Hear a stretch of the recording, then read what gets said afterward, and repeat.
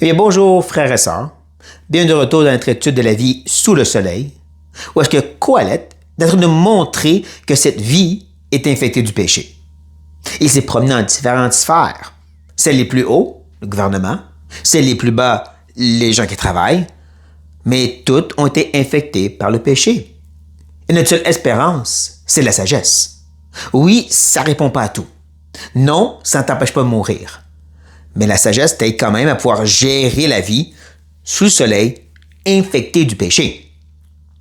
Et bien maintenant, Qoheleth veut se promener dans la sphère la plus ténébreuse, celle de l'insensé. Se rappelant que l'insensé est celui qui nie que Dieu existe, qui vit comme si ses commandements bien révélés ne sont pas pour nous. Donc, c'est un pécheur abandonné. Et la question à se poser, c'est pourquoi? Pourquoi nous présenter tellement en détail d'explorer cette sphère ténébreuse de l'insensé? On espère répondre ceci à la fin.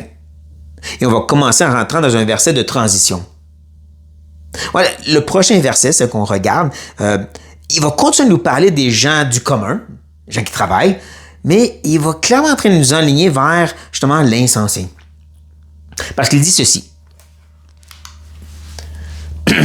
Si le serpent mord faute d'enchantement, il n'y a point d'avantage pour l'enchanteur.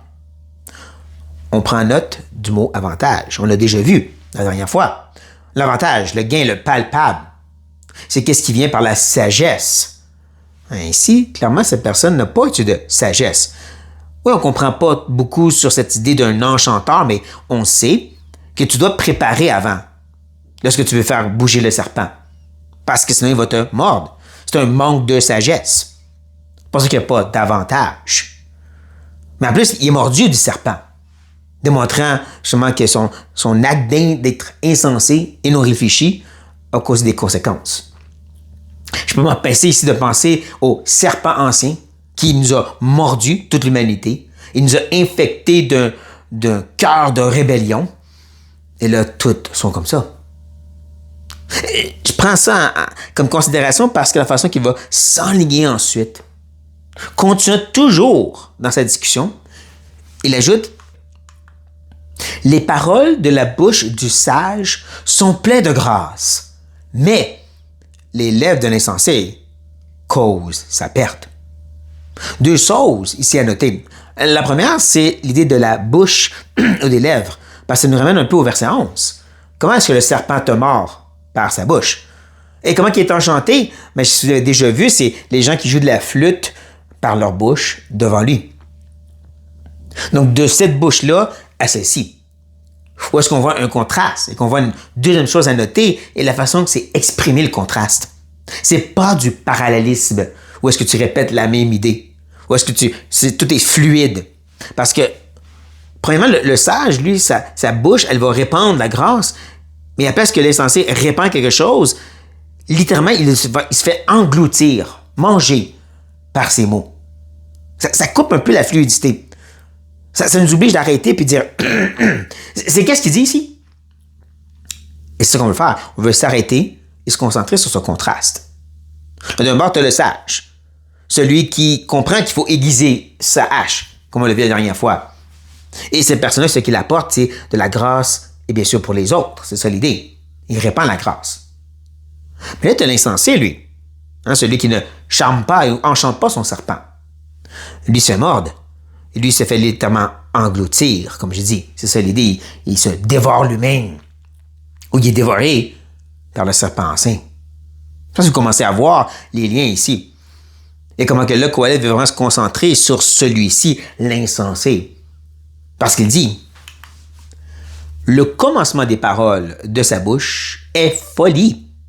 Et la fin de son discours est une méchante folie.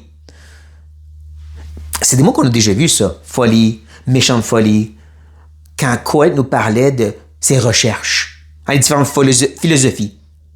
Ce qui était folie, méchante folie, absurdité. Ça, c'est qu'est-ce qu'il avait lu. Ça, c'est qu'est-ce qui sort de la bouche de l'insensé. Ce que lui a considéré comme absolument loufoque et imbécilique et juste quelqu'un qui ne connaissait pas Dieu, c'est exactement ce qui sort de la bouche de cette personne. Et plus qu'il parle, et plus que ça paraît. C'est comme si son mauvaise haleine de spiritualité devient de pire en pire plus qu'il parle. Tu le sens encore plus qu'il y a la mort à l'intérieur de lui. Ça commence par de la folie, ça ajoute ensuite de la méchante folie. C'est de pire en pire, comme Qoheleth continue à nous dire. L'insensé multiplie les paroles. L'homme ne sait point ce qui arrivera et qui lui dira ce qui sera après lui. Ça, c'est des mots qu'on a déjà vus. Au chapitre 3, lorsque Qoheleth nous a présenté le Dieu souverain et toutes les saisons que lui contrôle.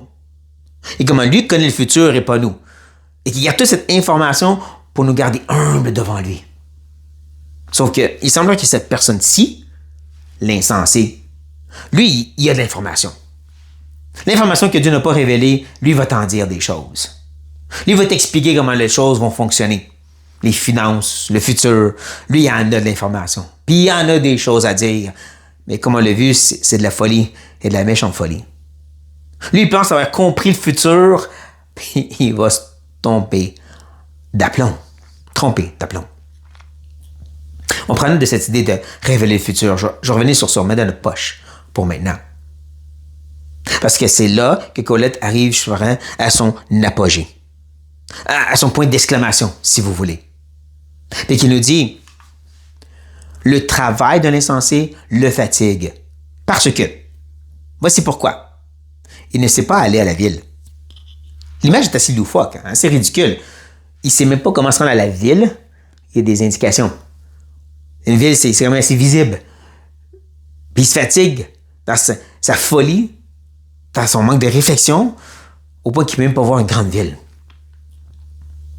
Mais ici, je me permets encore d'aller un peu plus loin, vers l'image que Qoheleth nous montre. Peut-être la cité céleste? La Nouvelle Jérusalem? Les parvis de Dieu? Il ne sait comment s'y rendre, le fou, l'insensé. Il se fatigue d'essayer de se trouver. Comme toutes les philosophies et les religions dans ce temps-là et de nos jours. Rappelez-vous, de nier que Dieu existe, c'est pas nécessairement juste des athées. C'est des gens qui rejettent le Dieu comme il s'est révélé. Et donc, ils essayent de créer leur propre version de Dieu et des façons de se rendre à lui. Par toute religion et méthode, et ainsi de suite.